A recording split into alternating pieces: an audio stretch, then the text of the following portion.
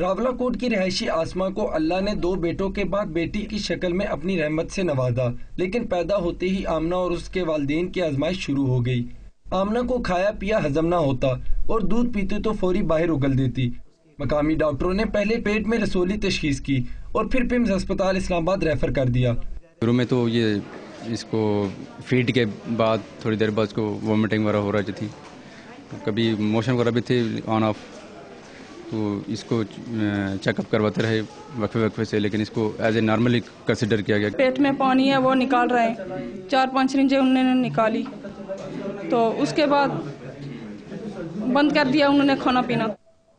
پمز اسپتال میں کئی ٹیسٹوں کے بعد معلوم ہوا کہ بچی کے پیٹ میں ایک دوسرے بچے کا فیوٹس پل رہا ہے، جس پر آپریشن کے لیے ڈاکٹروں کی 5 رکنی ٹیم تشکیل دی گئی، جس نے ہفتے کے روز کامیاب آپریشن کے بعد آمنہ کے پیٹ سے یہ فیوٹس نکال دیا۔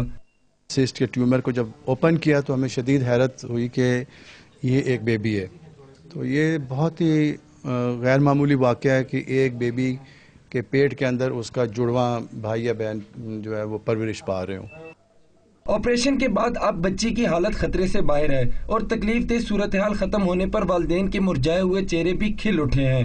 یاسر ملک، ڈان نیوز، اسلام آباد۔